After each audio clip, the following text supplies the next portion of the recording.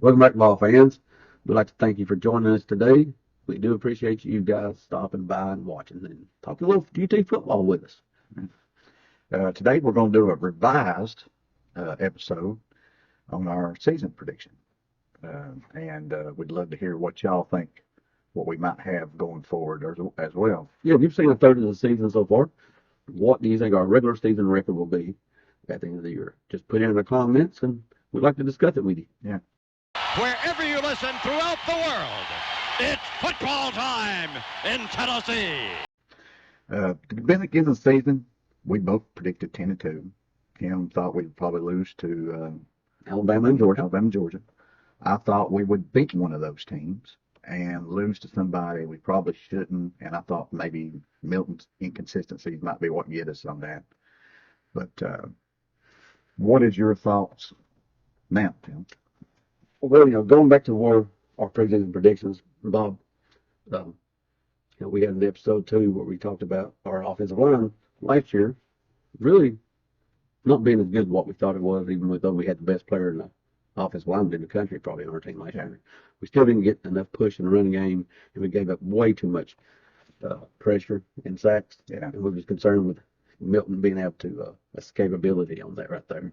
And that has reared its ugly head and is going to affect my thinking on our record. Yeah, that was our, I think it was our very first video, I think, 3 keys for 23. You might want to go back and check that out. I need to watch that again myself. But yeah, that was something we was concerned about.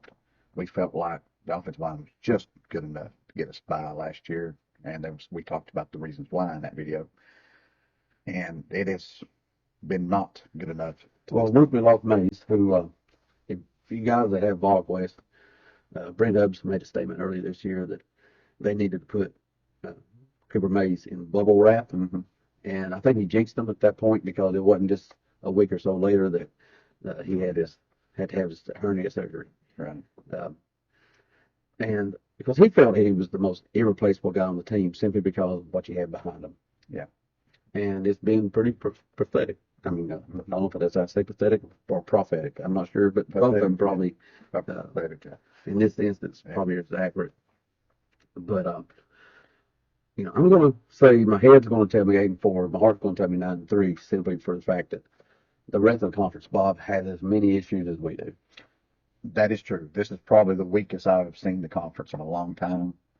I don't know if a single team can say, hey, we look as good or better than what we anticipated coming into the season. I mean, most of them have shown some flaws. Some major flaws. Yeah. So that is one thing. So I definitely agree there.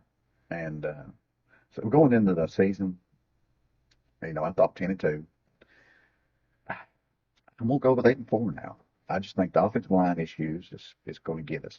I was disappointed even with the UTSA game, how we struggled with obtaining 1 and 2 yards when we had to against a team like that. We averaged 9.2, and yet the offensive line did not really get pushed. Because that you would think you'd see me getting 9 and 2, 9.5 yards. With the other team, when you need a yard or two, and you're going against a team of that caliber, you need to be able to line up and get it. You just push them off the ball, blow them off the ball 3-4 yards. Then you got issues, and we've got issues. Now, Mays coming back might make the world of difference.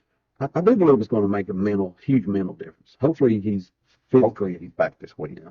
I believe he will be. I will say I'll go out on the limb and say I think he'll be there. But if he isn't, then you have to wonder if he's going to be here at all. I agree with that too. So yeah, I just think which Bama definitely looks beatable, which would be a shame if we lose to them this year because they definitely look beatable. Georgia does not look as good as they have the last 2 years. Kentucky hasn't looked as good as I expected them to. South Carolina's got line problems. Because I will say this, I did not think Rattler would be playing anywhere near the level he's playing right now. He's playing lights out. Yeah. For someone who I just don't like him as a player, mm-hmm. and have not had any respect for his game, to be honest about it, because he's so inconsistent. He's put that behind him so far 4 games into the season. I really didn't pay attention to yesterday's game, I'll be honest, so maybe he stuck up yesterday. I've got to look at that. But he's playing at a high level. Yeah. So, there's a lot of teams that don't look great there, but man, I just think we've got issues on that offensive line. I'm a little bit concerned with Joe's consistency, and not just Joe, just it just seems like the offense in general is not clicking. No, and I think Mike can actually fix some of those issues by just mentally fixing some. I agree. Yeah, I agree with that. So I guess we'll just see what we end up with. So we'll go. I'm going to go 9-3 officially. I'm gonna go 8-4 officially. Tell us in the comments what your updated predictions are. Guys, we'll see you in a few days, and we'll go over the South Carolina game this weekend. Go Big Orange. Go Vols.